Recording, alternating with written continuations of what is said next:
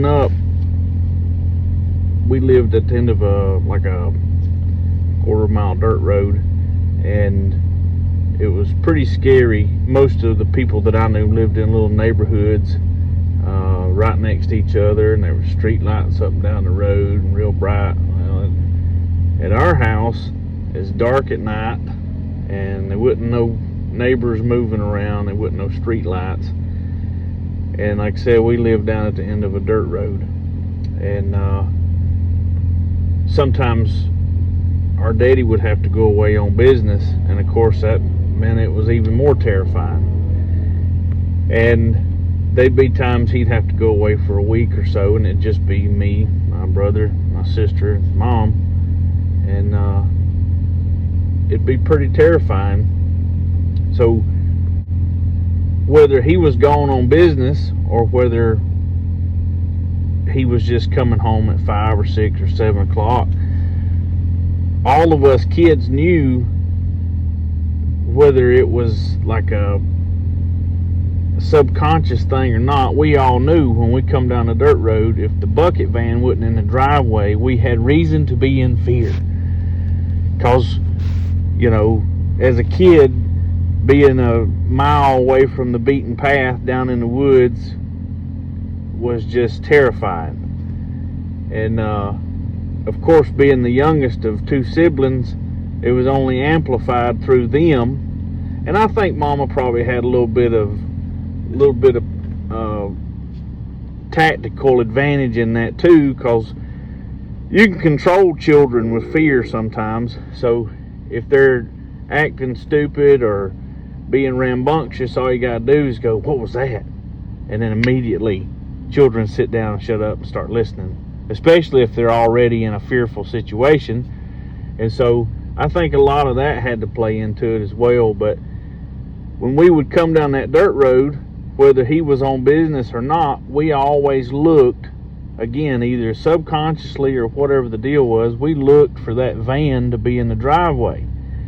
And if that van was in the driveway, it meant everything was okay. We was safe. We didn't have to worry about it. And if it wasn't in the driveway, it was time to jump out of the car, run in the house before anything could get us. Which, just looking back on it, it's kind of ridiculous. But as a child, you think differently. And as I became a man and I grew up and had a family of my own, all that stuff just kind of goes in the back of your mind. You don't think about it until one day, kind of like we discussed in the other video with the hammer and the saw. You put this stuff in the back of your mind, and then all of a sudden you come into contact with it again one day, and all of those things come flooding back. And now that you're an adult, you see it in a completely different light, and you experience it all over, but the experience is all new because you're seeing it from a different angle. And so doing what I do in my off time, I've needed a bucket truck. I've needed a way to get up off the ground and not be on a rickety ladder and be, you know, worried about falling. Oh, swim! I'm drowning! Oh, I'm drowning! Falling 10 feet and injuring myself. And still need to put gutters up or clean gutters out or work on the overhang, or, you know, just stuff like that.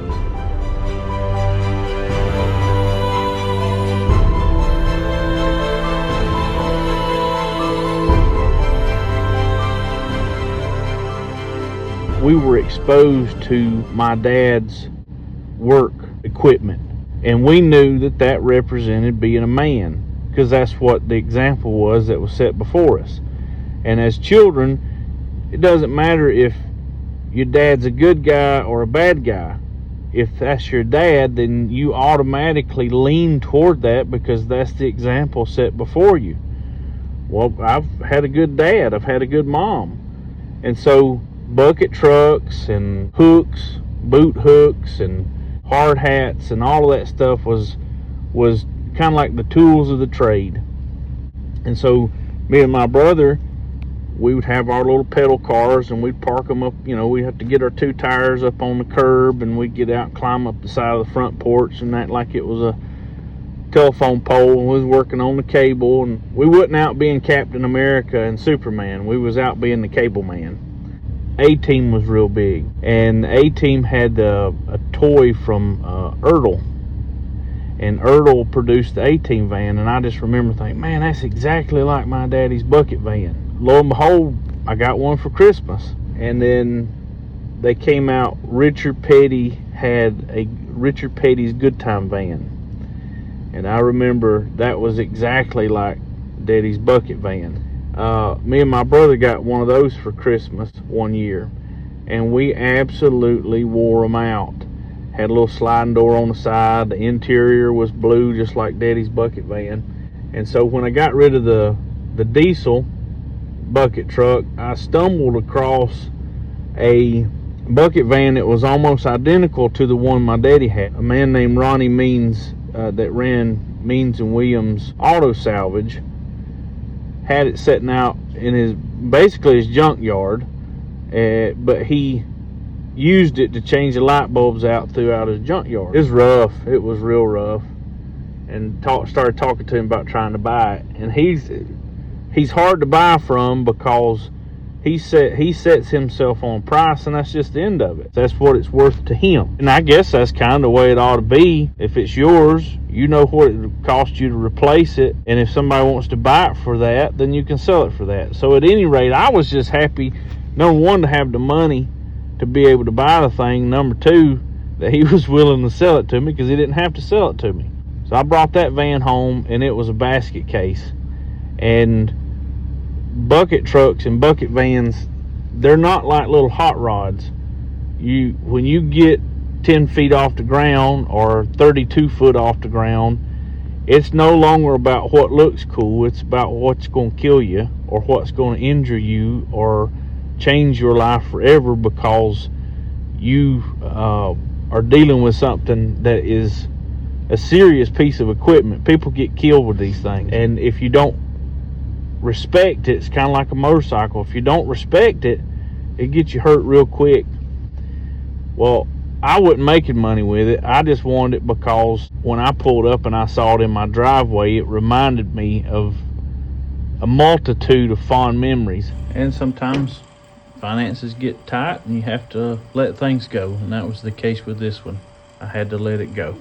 And every time I've had to get on a ladder, I've thought about that bucket van and how I really, really wanted another one and wished I could have kept that one. So I've kept my eye out, knowing I needed a bucket truck for what I'm doing, just to be safe, and building a resolve within myself to say, if I ever find one that's in reasonable condition, I'm getting it. And if I have to, I'll build it hose by hose and cylinder by cylinder and bolt by bolt. God's word says that he will give you the desires of your heart. I think half of that is he has the ability to instill things within you, a desire to do things. Some people are called to be paramedics, and some people are called to be firefighters, the police. Some people are called to be pastors, fathers, and some are called to be mothers. And in an unofficial, unsanctioned way of praying, and I just kind of laughed and I said, yeah, be nice. I flipped down through there and find one for $1,000, which is ridiculous. But you know what happened is I'm flicking down through there, I see the back of one of those vans with a boom hanging off of it and a little bucket. About dropped the phone, because I'm thinking, all right, it's got to be in Kansas or Texas or Ohio, you know, a bazillion miles away, and it's going to have to be some crazy price, because that's what people do. And as I scrolled down and saw the price, it said $1,000.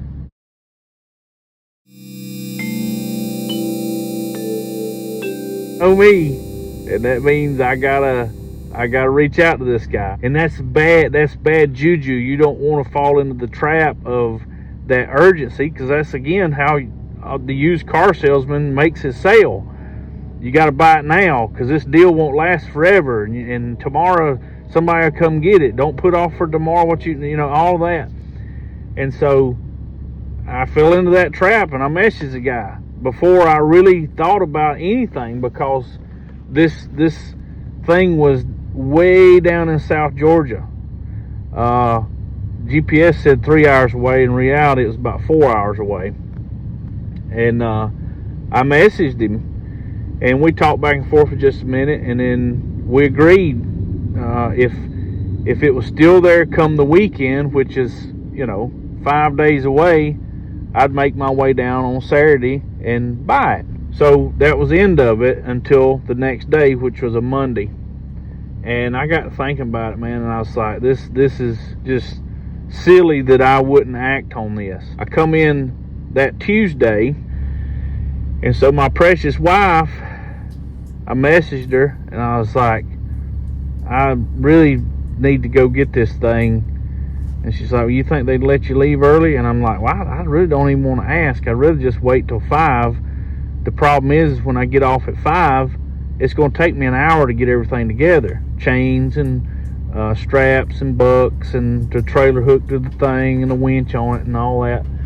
And she said, well, you don't worry about it. I'll take care of it. So my precious wife, my precious eldest daughter, while I was at work, they gathered all the equipment up together. Got the winch together, the chains, the bucks, the straps, got it all together, and he went and hooked the trailer up. Had it sitting there waiting for me.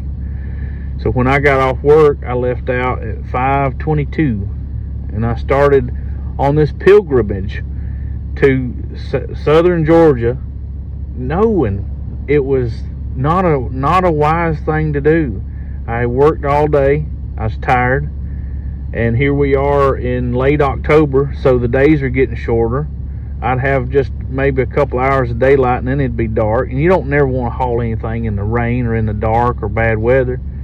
And here I was setting myself up to go do this. And so I drive over 3 hours to get to this place. And of course, it's dark when you get down there. And I got down there, I totally forgot all the boards on my trailer are pretty well rotted.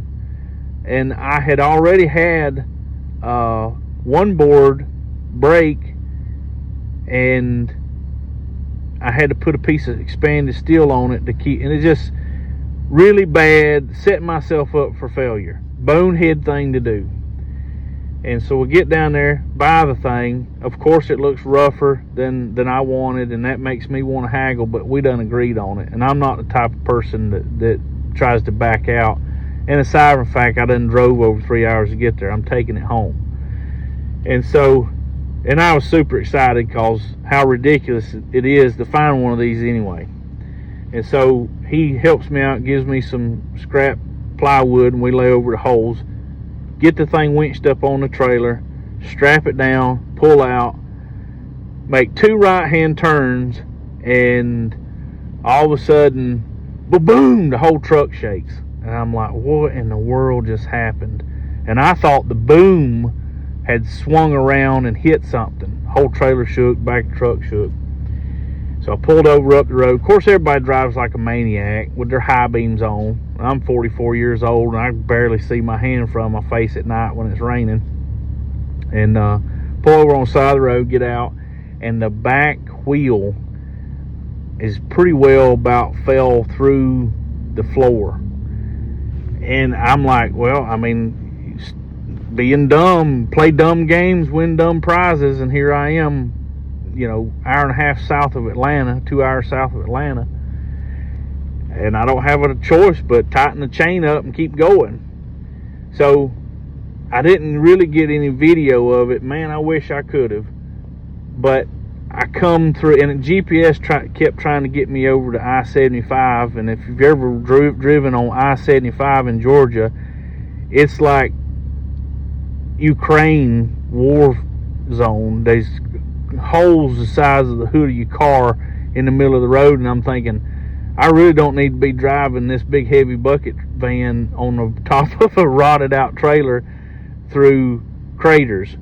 And so I just stayed straight. It led me straight up the middle of downtown Atlanta. And so there I am, cruising through big city streets with this 45-year-old bucket van on a rotted out trailer running about 35 to 40 mile an hour, in which it really was surprising because it wasn't that bad given that it was midnight and there wasn't a whole lot of traffic, but it didn't have a whole lot of video on it.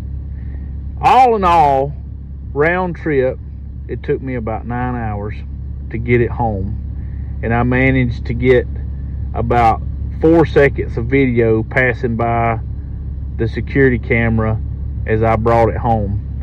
And that brings us to where we're at right now. Hi, how you doing? Good. Good. It looks like those are Dodge hubcaps, but they're not. That's some kind of Eagle. generic thing. But if you look up in there, you can see the little ear right here where the hubcap goes over it. How cool would that be? That'd be really cool. I could put original hubcaps back on it. I mean, not that those look bad, but I think it would be super cool. That'd be really cool. It's pretty nice for $1,000. Yeah, it's got potential.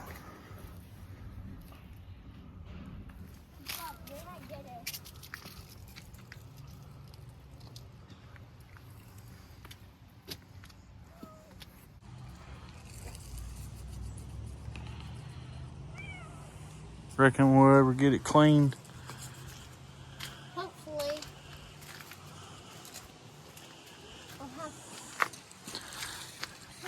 Oh yeah, I was going to show you. Come over here on this side.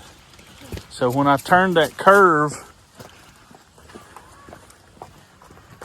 the whole truck shifted sideways, and it was because the wheel, the board rotted underneath there. Oh, And the board broke, and if it hadn't have been exactly where it's at, it would have fell until something caught it. It would have fell until the whole truck flexed over. See? That's no good. Rotten. I was like, we're gonna have to fix these boards because they all want to fall. Daddy, I was gonna be like, did it fall in the same place again? No, I don't think that's gonna fall over there. I think that one fits a 3/4 ton. And then I got a couple up there that may or may not be the right ones.